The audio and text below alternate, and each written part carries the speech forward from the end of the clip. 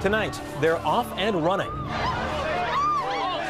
Bargain hunters turn shopping into a contact sport. In a slowing economy, Black Friday becomes more important than ever. I'm Russ Mitchell. Also tonight, rescue at sea. The icy sea off Antarctica. An adventure of a lifetime nearly ends in tragedy. And a holiday to remember. A soldier back from Iraq and a Thanksgiving that never meant so much. This is the CBS Evening News with Katie Couric. And good evening. Katie is off tonight. All across the country this evening, weary shoppers are resting up from a hectic day at the mall. Black Friday lived up to expectations. The early estimate, $20 billion spent nationwide. Looking ahead now, retail sales in November and December are expected to hit $474.5 billion. That's up 4% from last year, but it would be the smallest increase in 5 years. And that's why the big chains did all they could to get customers to spend early. Here's Michelle Miller. This Black Friday, with steep savings, one-day specials, and limited supplies, competition to score sometimes turned downright ugly. Across the country, the traditional countdown to Christmas officially began at midnight. And every hour since, retailers promised deals at every door. 34, 35, this one. We have rolled back an additional 20% rollbacks on key holiday items for the holiday season. But it may be a tough sell for retailers. Consumers are nervous about the massive recalls that have tainted the toy industry and the troubled economy. I just think it's a little bit tighter financially this year. Retail analyst Rich Kababjian says the lukewarm attitude goes for apparel and electronics. Even video games like the Wii, a hot seller last year, aren't driving sales up. Is there a hot toy out there? Not really, not like we've seen in the past. There is no one particular toy that's on everyone's must-have list. But for bargain hunters who travel in packs, it really is all about the deal. We know all the sales, so we know if we're getting good prices or not. Despite today's enthusiasm, Black Friday may end up looking a little more gray. The average consumer is expected to spend about $800 on holiday merchandise, hardly more than last year. And some higher-end labels are worried about a fall-off in business, with 68% of customers saying this year they plan to shop only at the discounters. We expect retailers to scream louder with their promotions. It's getting harder to gain consumers' attention, and it seems as if the lever that will matter more and more this season is price. I only spent $459. For all of this? All of this. And Isabel might very well use that computer in her cart to complete her Christmas list. Retailers have been extremely aggressive online. Some have even thrown in free shipping. And come Cyber Monday, 75% of retailers say they'll cut prices even further. Russ? So, Michelle, for those of us who did not get out today, did we miss the best deals of the season? Well, it depends on what you were looking for. Those LCD TVs, those laptop computers, they flew off store shelves in a matter of minutes. Here they sold out. So you might be out of luck there. But in the retail clothing and apparel industry, those stores are seeing a swell in inventory thanks to unseasonably warm weather. They want that winter merchandise off their floors, and they're willing to cut prices by as much as 60% by Christmas. Russ? A little good news, a little bad news. Michelle Miller, thank you so much. For every shopper who got one of those early bird specials, there are many more who did not. But those hard-to-find toys, games, and electronics can still be found thanks to some enterprising folks we like to call holiday hoarders. Here's Anthony Mason. Karen Lou may not look like a business mogul, but on the internet, she's GameDiva.com. Game Diva is run out of Karen's Long Island home. In her basement and garage, she stocks 200,000 games and toys. The holiday season is critical to her $500,000 a year business. And this year, she's betting big on the new Super Mario Brothers video game. She's bought like about 20 boxes, and then each box has 12 games in it. On eBay alone, there are now more than 1 million e-tailers like Karen, many hoping to cash in on the must-have gift. They're realizing that they can go to a store and try and predict what's going to be hot, buy a ton of them, and they can make money. So how are these testing out? Jennifer Canty has used just that model to build a $10 million a year business. Discern.com. We've pretty much doubled our sales every year. From stores and manufacturers, she buys returned or overstocked electronics like iPods, Blackberries, and digital cameras, refurbishes them in her Virginia warehouse, and then sells them online. What we do have are great deals on those specific products that we brought in. Like the rarely discounted 8-gig iPod Nano. It's one of her website's featured deals this season, which accounts for 35% of her business. Price and convenience are the main incentives luring people to the web. Nearly 20% of shoppers say they plan to do all their holiday shopping online this year. That's more than ever. That's why internet sales are expected to jump more than 20% this season to $33 billion. Rising gas prices and slumping home values may have the malls worried, but not the game diva. Karen Liu can barely keep up with the shipping because the shoppers keep coming to the web. Anthony Mason, CBS News, New York. And now to a dramatic rescue at sea today at the bottom of the world. Tonight, more than 150 passengers and crew are safe after their Canadian cruise ship hit an iceberg off Antarctica, some 500 miles southeast of Cape Horn. As Mark Phillips tells us, the ship was soon in trouble. Adventure travel may be a growing trend, but the passengers of the Explorer got a lot more excitement than they bargained for. In fact, they're lucky to be alive. They were plucked from lifeboats in the frigid seas near Antarctica early today, after their cruise ship began taking on water. Maritime officials monitoring the rescue say the ship's hull seems to have been punctured below the waterline in a collision with an iceberg.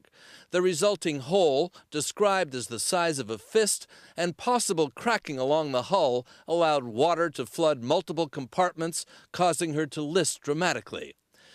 Once the passengers and most of the crew had been evacuated into lifeboats, the captain and other officers stayed on board to try to save the vessel. But they too were forced to abandon ship, fearing she might roll over and sink at any moment. The passengers from many countries, including 14 from the U.S., had been shivering in lifeboats for 6 hours by the time a Norwegian cruise ship could arrive in response to the Explorer's distress call. Some of them are wet, but no injured, and the operation worked very smoothly, both on the Explorer and the Nord-Norge. So this was a very good operation. The Explorer was built in Finland 38 years ago and has a reputation as being a tough, well-maintained little ship, designed for the heavy ice conditions she had encountered many times. It's a mystery how one iceberg today could have caused such catastrophic damage. I think that safety is taken very seriously. All ships that go into that region have to undergo very stringent tests. Obviously, the MS Explorer is no exception. The rescued passengers have been brought to a remote Chilean air base on a nearby island where the plan is to fly them back to the South American mainland. Their vacation, but thankfully not their lives, cut short. Mark Phillips, CBS News, London. In the Middle East, a new political crisis in Lebanon. Today, the country's pro-Syrian president, Emil Lahoud, declared a state of emergency and ordered the army to take control to preserve security.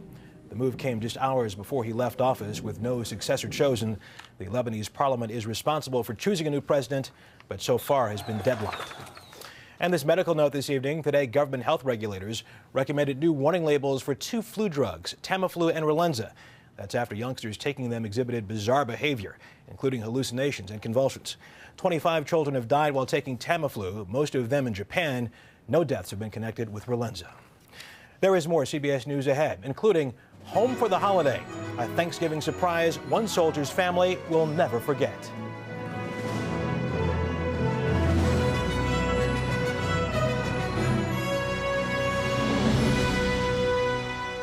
It has been another day of deadly bombings in Iraq. In Mosul, police say at least 13 people were killed when a suicide car bomber attacked a security checkpoint. And in Baghdad, at least 13 people were killed and 60 wounded by a bomb in a pet market that had been targeted before. Police said the bomb was hidden in a box carrying pigeons and other birds. The holiday provided little rest for American troops in the war zone. This Thanksgiving weekend, 188,000 soldiers and Marines are serving in Iraq and Afghanistan. Now more than 10% of them are on leave, which made one soldier's surprise homecoming that much sweeter. Seth Doan reports from Wisconsin. Even with the turkey, barbecued ribs, and sweet potato pie, there was something missing this year from the Coleman family's Thanksgiving. Where's your location? It was Tracy, a U.S. Army captain, 7 months into her tour in Iraq. Thank God for emails. That's how you keep in touch with Tracy? Yes, yes. What is it like having her away for the holiday? Oh, that's kind of rough. The Colemans thought we came to their Milwaukee home to shoot a video postcard for Tracy. Just want to tell you that I love you. Even her church congregation chimed in. Hello and happy Thanksgiving to Captain Tracy Coleman of the United States Army. On this Thanksgiving morning, though, we were really there to capture Tracy Coleman's very special surprise mission. If it wasn't so cold, I'd probably kiss the ground. To get here, she spent more than 2 days traveling from Baghdad through Kuwait, Ireland, Atlanta, and finally home, all building up to one extraordinary reunion.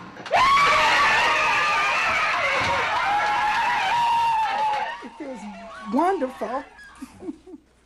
Even though she lied to me. Could not fall asleep on a plane. I was just like jittering, and the guy next to me was like, "You on your way home for R&R?" I was like, "Yes, sir." He's like, "I can tell." I was just shaking. I was just like, "Oh, I'm so excited." But with all the excitement, an overjoyed dad overlooked some of his duties. Yes, she is. She's right here, Tanya. Go bring Trace out here. Bring her out here right quick. Bring her out here. You said she's supposed to be in Iraq. Right. Oh, my goodness. I'm running up to me, Tanya. The Colemans, who love a good joke, say this is a Thanksgiving escapade for the ages. This one will never be forgotten. Never. We done had Thanksgiving, but this is Thanksgiving here. But before sitting down, a toast to her other family. Soldiers. Tracy is about halfway through her 15-month-long deployment. She gets 18 days here in the United States before having to return to Iraq. But for today, the focus is here, home for the holiday. Seth Doan, CBS News, Milwaukee, Wisconsin. In the meantime, there is shocking news today about often hidden casualties of war, soldiers with brain injuries. Officially, the Pentagon lists about 4,500 soldiers as having suffered brain trauma in Iraq and Afghanistan. But data compiled by USA Today for military records indicates at least 20,000 more troops show signs of brain injury but are not listed. When we come back, Hollywood goes to war, but will the audience follow them to the theater? For as long as there have been motion pictures, there have been movies about war. And in recent weeks, Hollywood has released a number of films with the war in Iraq as a backdrop.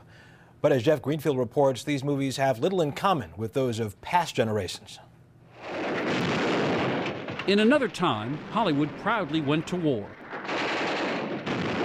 Freedom is on the march again. Today, Hollywood has gone to war.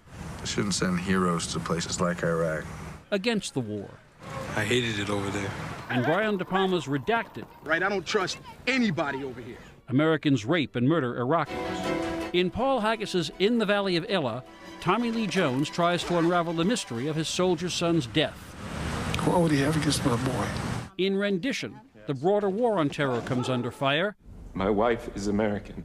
As an innocent is sent to be tortured in another country. And in Robert Redford's Lions for Lambs, we do whatever it takes. Tom Cruise, as a smooth-talking U.S. senator, tries to sell a new Afghanistan strategy to a reporter. This is my honest effort to keep the press better informed. The timing in these films, in the middle of the war, is dramatically different from those of the Vietnam era. I'm not the enemy. Just about all of them appeared well after that war had peaked, some of them years after. And there's another striking difference, says conservative film critic Michael Medved. To me, what is most striking about this current spate of movies is not their opposition to the war. Hollywood's always been to the left, but the attitude toward the troops who fight that war. These movies, one after another, treats our men and women in the field as either villains or victims. The film's creators, unsurprisingly, have a very different view. I decided to write this because I put myself in the place of those troops, and I couldn't figure out what I would do. The decisions they have to make are horrific. For Brian De Palma, the issue is the story that he says is not being told. Why is this happening? Are we afraid of these images? Is somebody trying to keep us from seeing what we're actually doing? In fact, so far at least, it's the audiences that are keeping themselves far away from these films. He deserves better than this. Valley of Illa, which garnered very good reviews, earned less than $7 million by mid-November. Rendition earned less than $10 million. None of the others is approaching hit status. Why? Well, unlike World War II, there is no united country in pursuit of a clear goal. And with the Iraq War now having lasted longer than America's participation in World War II, it just may be that reality is more than enough for the movie-going public. Jeff Greenfield, CBS News, New York. To college football now, a heart-stopping game and a heartbreaking finish for the nation's #1 team. LSU fell to Arkansas in triple overtime, 50-48. The Tigers failed to convert a two-point conversion after matching the Razorbacks touchdown for touchdown. Up next, Steve Hartman updates an old favorite, the one about the car salesman and all the lives he's changed.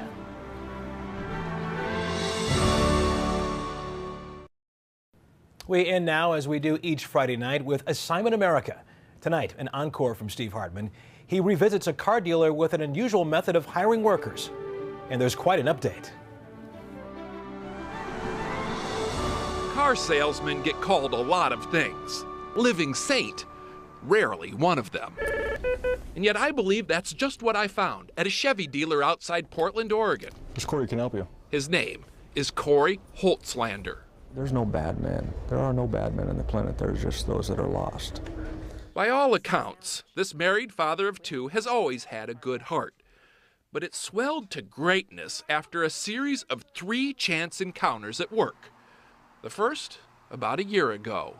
Last December, Corey found a homeless man sleeping in one of the cars on his lot.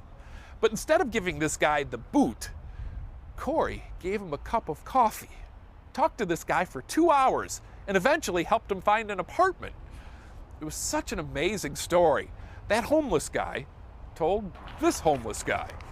His name is Don Peckham. Yeah, Don showed up here about a week later and comes up and says, I got a son. He said he's graduating. He said, I haven't been there for him. He said, I really want to do something for him. Don was thinking maybe a new pair of shoes. But Corey was thinking bigger. It means a lot to me because it gave me the opportunity to give my son, look where he's at. Wait, now your son works here? Yes. Corey gave Don's son a job as a lot attendant. He also now mentors the boy.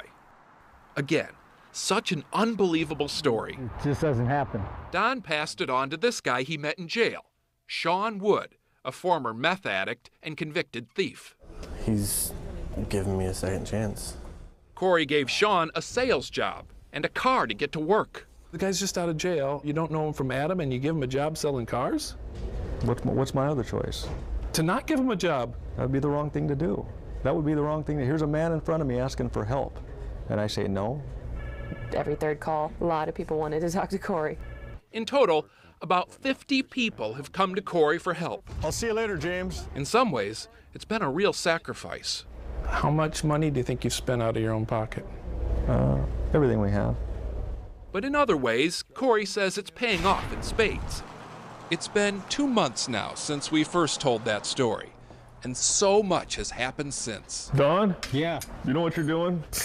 Last we saw Don Peckham, the man who just wanted shoes for his kid. He was out of work and living in a tent.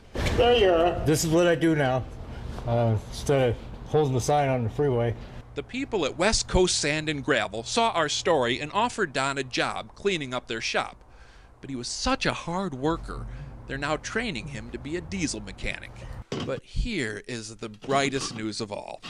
Frustrated by a lack of transitional housing available for all the homeless people he'd met, last week Corey took matters into his own hands and actually bought a house. They're not homeless anymore. They have a home, so. Corey says guys will stay here just long enough to get back on their feet, then make way for the next person in need. We've had a lot of people say, you know, where do you stop? There it is right there. If it's really in your heart, you want to do more. It's uncomfortable if you're not doing something. Sounds like we may be doing another update soon. Steve Hartman, CBS News, Vancouver, Washington. And if you would like to suggest a story for Steve, go to cbsnews.com and click on Assignment America. Before we go now, an update on another of Steve's favorite stories, this one about college professor Randy Pausch, who is dying of pancreatic cancer. His last lecture at Carnegie Mellon was poignant, humorous, and filled with life lessons. This week, the Wall Street Journal's Jeff Zaslow, whose column about the lecture kicked off the media buzz, signed a $6.7 million deal to write a book about Pausch. Zaslow will share it with the professor's family. And that's the CBS Evening News for tonight. I'm Russ Mitchell. Katie's back on Monday. Have a great weekend. Good night. For news 24 hours a day, click on CBSNews.com. Brought to you in part by Metamucil. If women ignored their hair like they ignored their heart, it wouldn't be pretty. Help make over your heart with Metamucil. It's infused with psyllium to help lower cholesterol, so your heart never has a bad hair day.